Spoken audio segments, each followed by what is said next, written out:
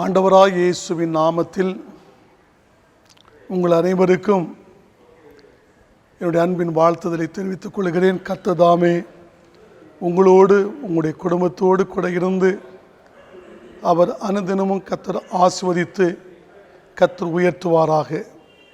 இந்த நாள் கர்த்தருடைய பிள்ளைகள் உங்களோடு கடந்த 2 நாட்களாக அந்த தானியேலுடைய விசேஷித்த குணங்களை குறித்து நான் உங்களோடு அவனுடைய நல்ல எண்ணங்களை குறித்து உங்களோடு பேசினேன்.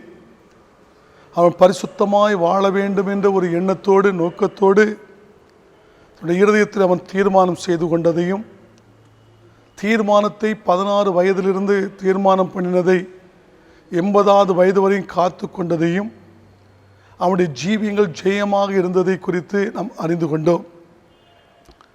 அடுத்தது அவனுடைய வாழ்க்கையிலே அந்த ஜெயமாக இருந்ததுக்கு காரணம் தானியேலுடைய வாழ்க்கையிலே அவன் ஒழுங்காக ஜெபிக்கிறவனாகவும் கர்த்தரை நோக்கி பார்க்கிறவனாய் காணப்பட்டான் என்று கடந்த நாட்கள் நான் உங்களோடு கர்த்தருடைய வார்த்தையை நான் பகிர்ந்து கொண்டேன்.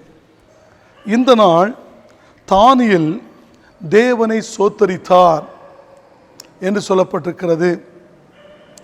அந்த சோத்திரத்தை குறித்து, ஆண்டவரை துதியை குறித்து நான் உங்களோடு பேசுவதற்கு நான் நாட்களிலே ஆவியிலே ஏவப்பட்டிருக்கிறேன். அந்த தானியேல் 2ஆம் அதிகாரம் 19ஆம் வசனத்தினுடைய பின்பகுதியும் 20ஆம் வசனத்தையும் நீங்கள் ஆராய்ந்து பார்த்தால் என்ன சொல்கிறது?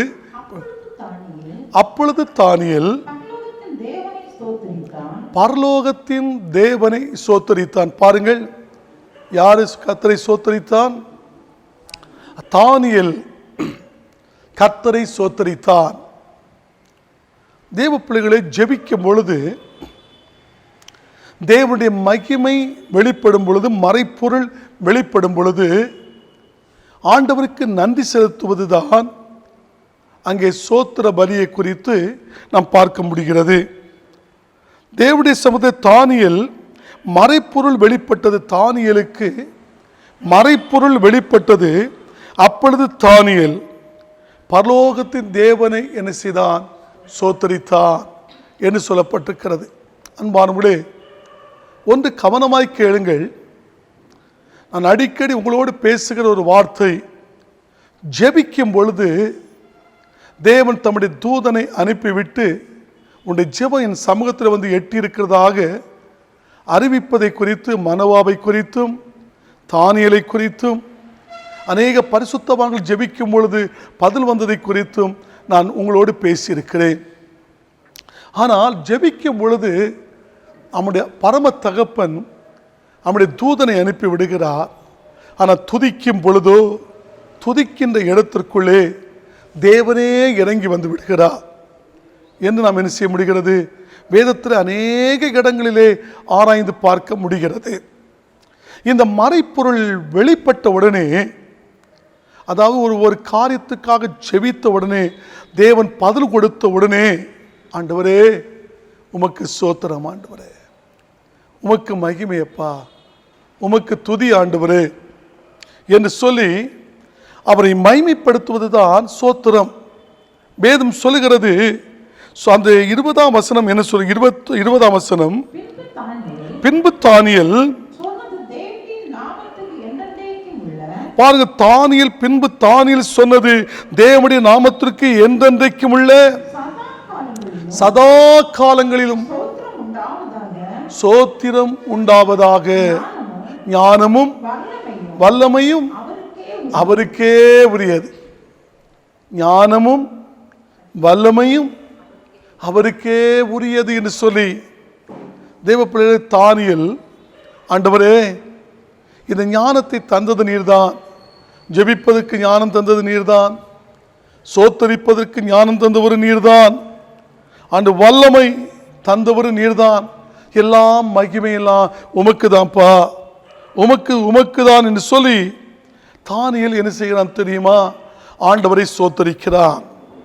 இந்த வார்த்தையை கேட்டுக்கொண்டிருக்கின்ற நம்முடைய தேவனுடைய பிள்ளைகளே, நாம் ஒரு காரியத்துக்காக ஜெபித்த பொழுது அந்த ஜெபத்திற்கு பதில் கிடைத்தவுடனே, ஆண்டவரே உமக்கு மகிமை உண்டாகட்டும், உமக்கு துதி உண்டாகட்டும், உமக்கு சோத்திரம் உண்டாகட்டும் என்று சொல்லி அவரை நாம் மகிமைப்படுத்தி இருக்கிறோமா, நன்றி செலுத்தி இருக்கிறோமா?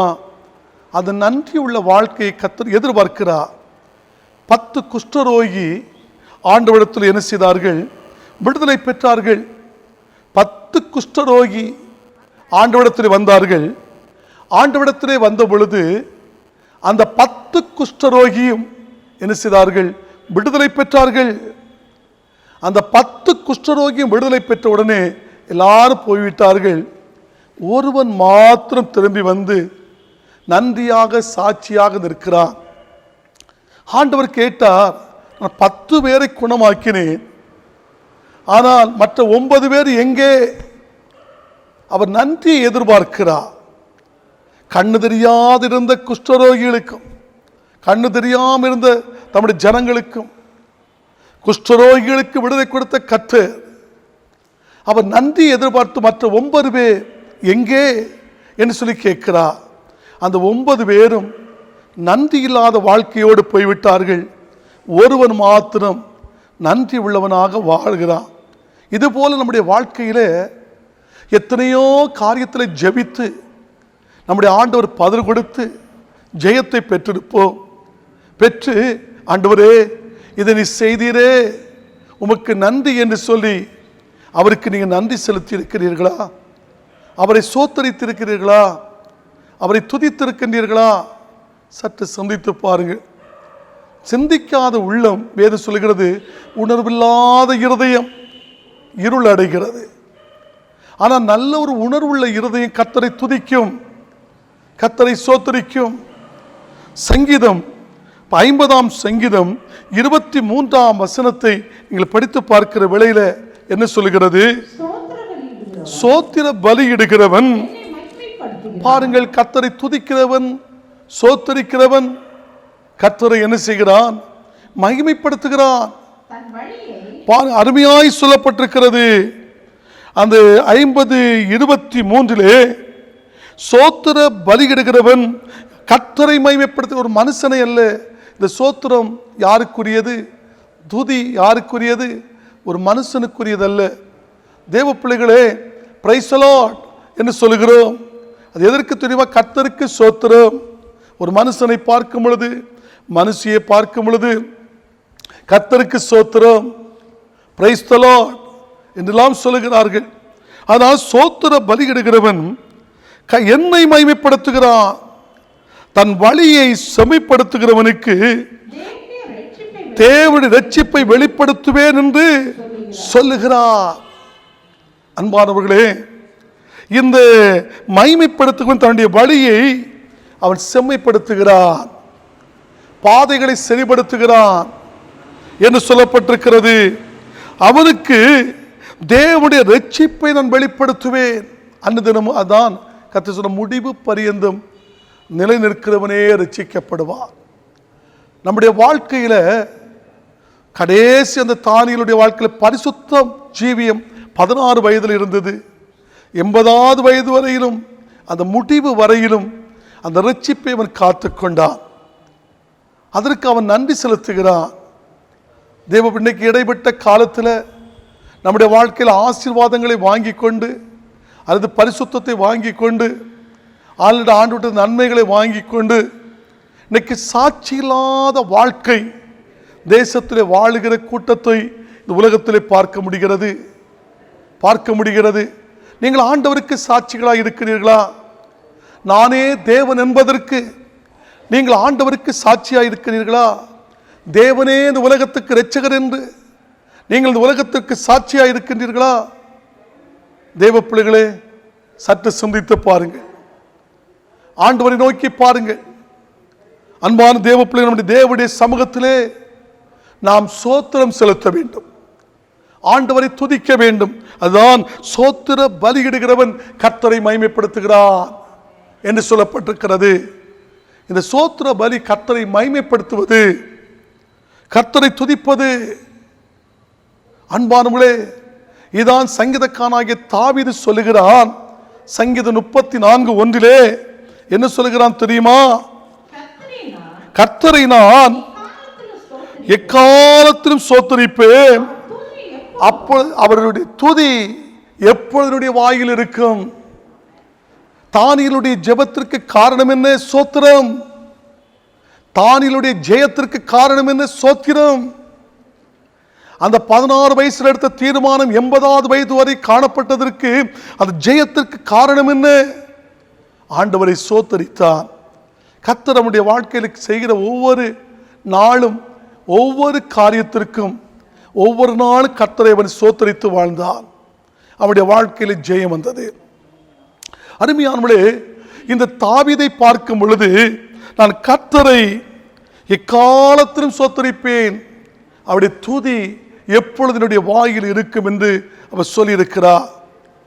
எக்காலத்திலும் தேவ பிள்ளைகளே, அந்த ஃபாதர் பாடுவாங்க, உண்ணும் போது துதிப்பேன், உறங்கும் போது துதிப்பேன், படுக்கும் போது துதிப்பேன், நடக்கும் போது துதிப்பேன் என்று சொல்லுகிறார்.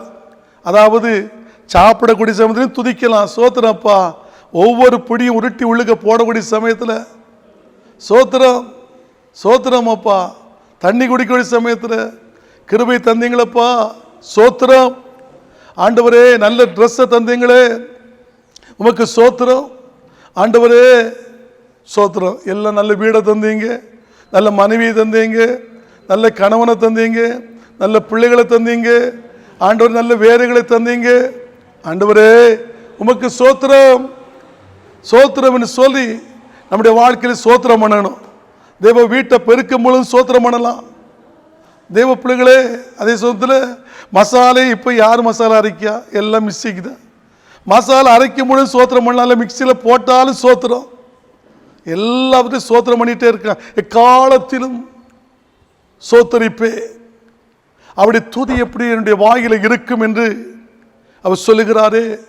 நம்முடைய வாழ்க்கையில் தேவனுடைய பிள்ளைகளே, பஸ் பிரயாணத்தில் சோத்திரம் பண்ணுறோமா? அல்லது பைக் பிரயாணத்தில் சோத்திரம் பண்ணுறோமா? அல்லது ஆகாய விமானமா, ரயிலா, அல்லது நடந்து போகிற சோத்திரம் பண்ணுறோமா? சோத்திரப்பா சோத்திரப்பா சோத்திரப்பான்னு சொல்லிக்கிட்டு தேவ ரோட்டில் ஏனை தலையை ஆட்டி ஆட்டி போவது போல நம்முடைய வாழ்க்கையில் எப்போதும் சோத்திரம் பண்ணிகிட்டே இருந்தோம்னு சொன்னால் அந்த சோத்திரத்தில் கர்த்தர் என்ன செய்வார்?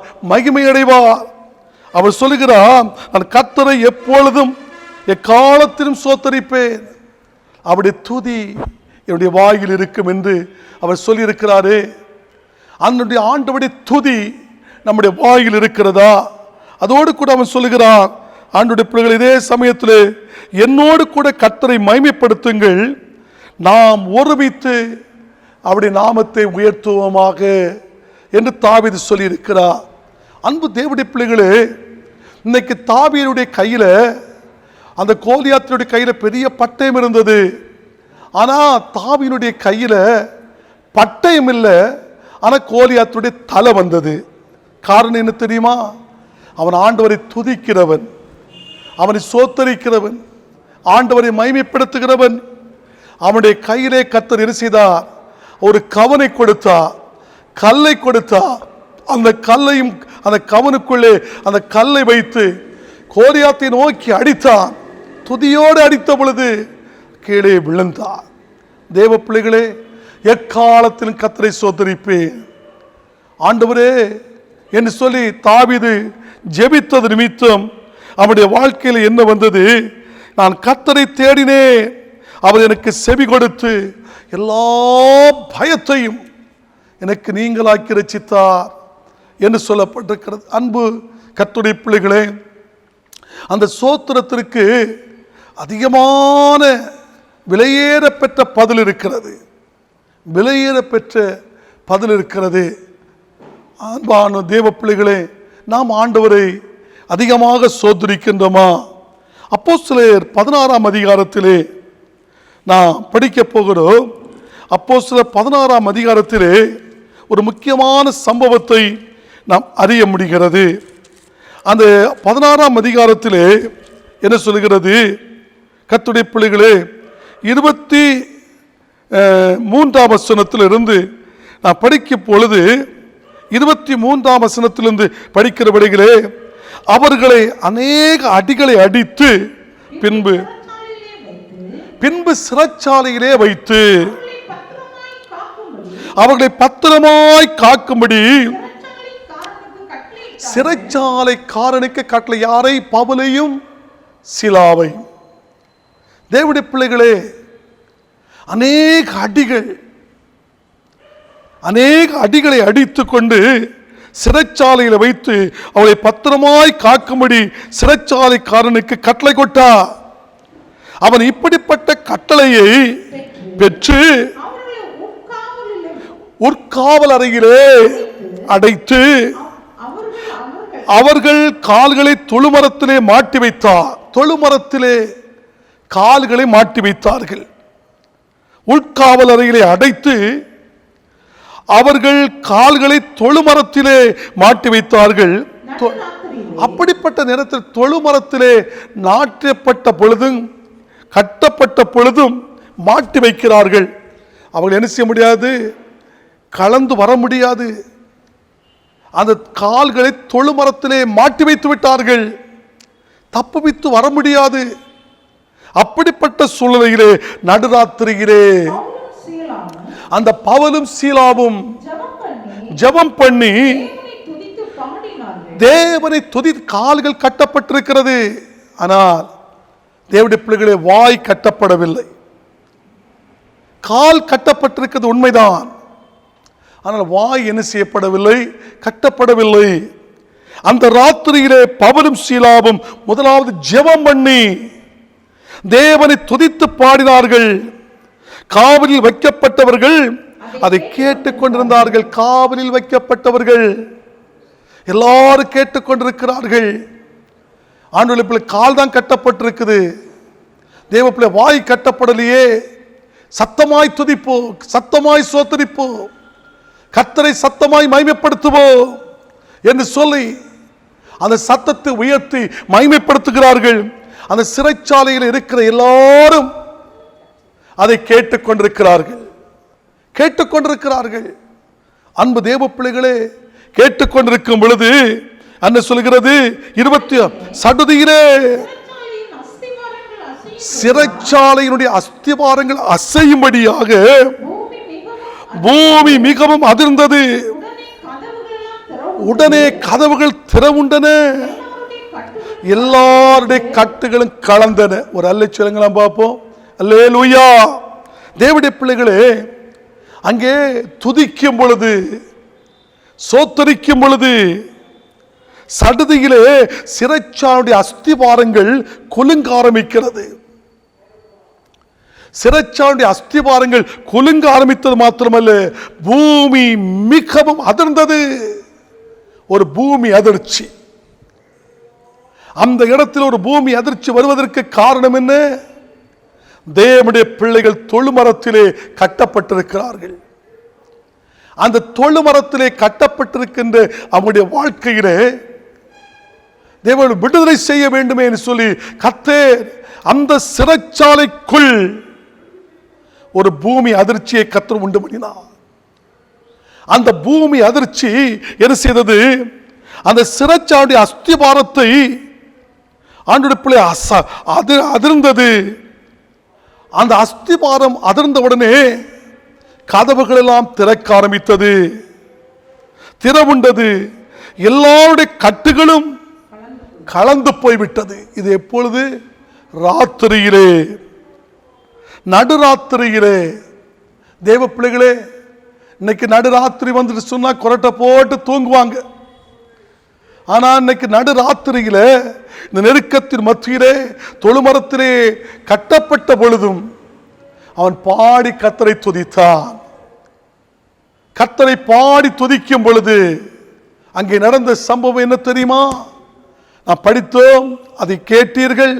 அப்படிப்பட்ட ஒரு பூமி அதிர்ச்சியை கர்த்தர் சிறைச்சாலைக்குள் கர்த்தர் உண்டு பண்ணி அந்த அஸ்திவாரத்தை குலுங்க வைத்து கதவுகளை உடைத்து அந்த தொழுமரத்திலே கட்டப்பட்ட சிறைச்சாலைக்காரர் நித்திரை தெளிந்து சிறைச்சாலையினுடைய கதவுகள் திறந்திருக்கிறதை கண்டு கட்டுண்டவர்கள் ஓடி போனார்கள் என்று எண்ணி பட்டயத்தை உருவி தன்னை கொலை செய்து கொள்ள போனார்கள். பவுல் மிகுந்த சத்தமிட்டு, உனக்கு ஒரு கெடுதியும் ஒன்று செய்ய கொள்ளாதே, நாங்கள் எல்லோரும் இங்கேதான் இருக்கிறோம். கைகளை உயர்த்தி ஒரு அலைச்சலுங்க அப்பலேலுயா. அன்பான கர்த்தருடைய பிள்ளைகளே, அப்படிப்பட்ட அந்த சோத்திரத்தினாலே, கர்த்தரை துதிப்பதினால் வருகிற ஜெயம் என்ன? சிறைச்சாலையுடைய அஸ்திவாரத்தையே குலுக்குகிறது, அசைக்கிறது. கட்டுகளெல்லாம் கலந்து போய்விட்டது. பாவ கட்டுகள், சாபத்தின் கட்டுகள், வியாதியின் கட்டுகள், பிசாசின் கட்டுகள், பில்லிஜூனிய கட்டுகள் இந்த உலகத்திலே அநேக மக்களை ஒவ்வொரு விதத்திலும் சூழ்ந்து கொண்டு வைத்திருக்கிறது. ஒவ்வொரு பிள்ளைகளையும் நெருக்கி வைத்திருக்கிறது. அருமையான தேவ பிள்ளைகளே, கர்த்தருடைய ஆவியானவர் என்மேல் இருக்கிறார்.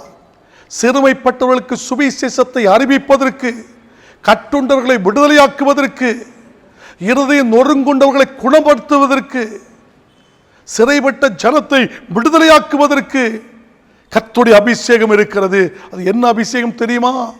துதியின் அபிஷேகம், சோத்தரிக்கின்ற அபிஷேகம், கர்த்தரை மகிமைப்படுத்துகிற அபிஷேகம் இருக்கிறது. அந்த அபிஷேகத்தை தேவனுடைய பிள்ளைகளே பவுல் கண்டுகொண்டார். ஆண்டவருடைய பிள்ளை கால்தான் தொழுமரத்திலே கட்டப்பட்டிருந்தாலும் வாய் கட்டப்படவில்லையே. ஒருவேளை கைதான் சங்கிலினால் கட்டப்பட்டிருந்தாலும் வாய் கட்டப்படவில்லையே என்று சொல்லி கர்த்தரை என்ன செய்தான்? துதித்தான். கைகளை உயர்த்தி ஒரு ஹல்லேலூயா, சத்தத்தை உயர்த்தி ஹல்லேலூயா. அன்பான கர்த்தருடைய பிள்ளைகளே, பிலிப்பியர் 4ஆம் அதிகாரம் 6ஆம் வசனத்தை நீங்கள் படித்து பார்க்கும் பொழுது என்ன சொல்கிறது? எந்த காரியத்திற்கும் கவலைப்படாமல் எல்லாவற்றையும் குறித்து எங்களுடைய விண்ணப்பங்களை சோத்திரத்தோடு கூடிய ஜெபத்தினாலும் வேண்டுதலினாலும் தேவனுக்கு தெரியப்படுத்துங்கள். அருமையானவர்களே, நீங்கள் ஒன்றுக்கு கவலைப்பட வேண்டாம். நீ கவலைப்படுகிறதுனால ஒரு மலத்தை திடீர்னு கூட்ட முடியுமா? அல்லது ஒரு மலத்தை குறைக்க முடியுமா? நீ கவலைப்படுகிறதுனால ஆண்டோட பிள்ளைகளை கருப்பா இருக்கிற முடிய வெள்ளையா இருக்கிற முடிய கருப்பாக்க முடியுமா? அல்லது நீ கருப்பா இருக்கிற திடீர்னு வெள்ளையாக்க முடியுமா? முடியாது. தெய்வ பிள்ளைகளே, நம்முடைய வாழ்க்கையில கவலைப்படுகிறதுனால ஒரு முழத்தை கூட்டவோ குறைக்கவோ முடியாது. பறவைகளை கவனித்து பாருங்கள். அது விதைப்பதும் இல்லை, அறுப்பதும் இல்லை, களஞ்சியத்திலே சேர்த்து வைப்பதும் இல்லை. அந்த பரமபிதா அருமையாக பிழைப்பூட்டுகிறாரே. காலையிலே அது எழும்பினவுடனே அந்த பறவையினுடைய சத்தங்கள் தேசம் முழுவதும் கேட்கிறது, கர்த்தரை துதிக்கிறது. அதுபோல காலையிலே துதியுங்கள்.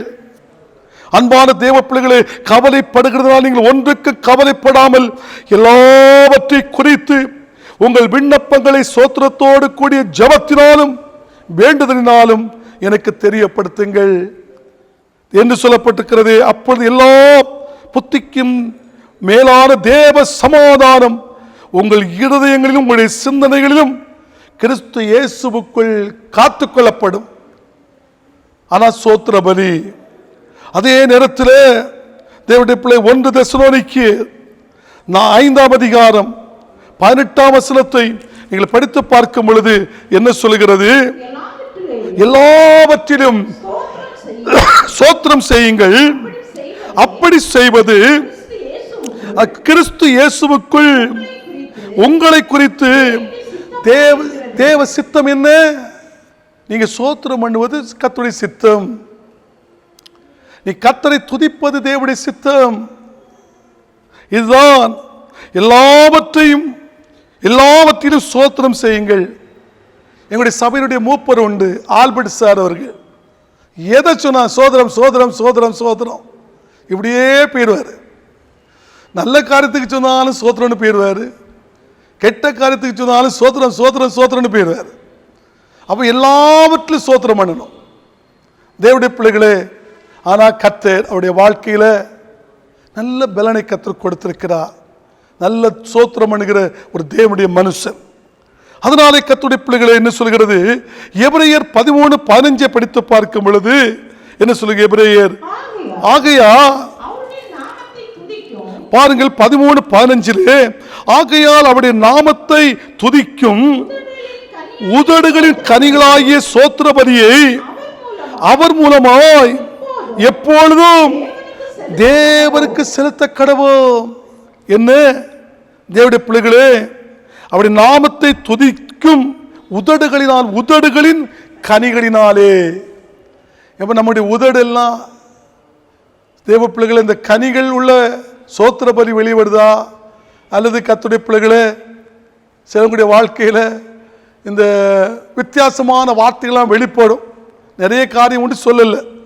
ஆனால் உதடுகளின் கனிகளாகிய சோத்திர பலியை அவர் எப்போதும் தேவனுக்கு செலுத்த கடவோம். கைகளை உயர்த்த சொல்வலேலுயா. ஒன்றே ஒன்று சொல்கிறேன், ரோமர் 1:21 சொல்லி முடிக்க போகிறேன். ரோமர் 1:21. பாருங்கள், அநேக பேர் இன்னைக்கு தேவனை அறிந்தும் அவரை தேவன் என்று மகிமைப்படுத்தாமலும் சோத்தறியாமலும் இருந்து தங்கள் சிந்தனைகளினாலே வீணர்களானார்கள். உணர்வு, அதாவது துதிக்காத இருதயம் எல்லாம் உணர்வில்லாத இருதயம், சோத்திரமில்லாத இருதயம் எல்லாம் இருளடைந்த இருதயம். அவர்கள் தேவனை அறிந்தும், இன்னைக்கு அநேக பேர் தேவனை அறிந்தும் அவரை தேவன் என்று மகிமைப்படுத்தாமலும் சோத்தறியாமலும் இருந்து தங்கள் சிந்தனைகளினாலே வீணர்களானார்கள். உணர்வில்லாத அவருடைய இருதயம், அதாவது துதிக்காத, சோத்தரிக்காத, மகிமைப்படுத்தாத இருதயம் இருளடைகிறது. கண்களை மூடி ஜெபிப்போமா? நாம் சற்று ஆராய்ந்து பார்ப்போம். ஆண்டவரே, தேவனை அறிந்திருக்கிறாய்? தேவனை அனுதினம் மகிமைப்படுத்துகிறாயா? சோத்தரிக்கின்றாயா? அல்லது உங்களுடைய சிந்தனைகளை வீணாக்கி கொண்டிருக்கின்றீர்களா? உணர்வில்லாத இருதயத்தை போல் இருக்கின்றீர்களா? எப்படி இருக்கிறீர்கள்? பரிசுத்தமுள்ள பிதாவே, ஆண்டவராய் இயேசுவின் நாமத்தில் வருகிறோம். சோத்தரிக்கின்ற, துதிக்கின்ற, உம்மை மகிமைப்படுத்துகிற இருதயத்தை எங்களுக்கு தந்து வழி நடத்துங்க. இயேசுவின் நாமத்தில் ஜெபிக்க நல்ல பிதாவே, ஆமென், ஆமென். கர்த்தர் உங்களை ஆசீர்வதிப்பார். God bless you. ஆமென்.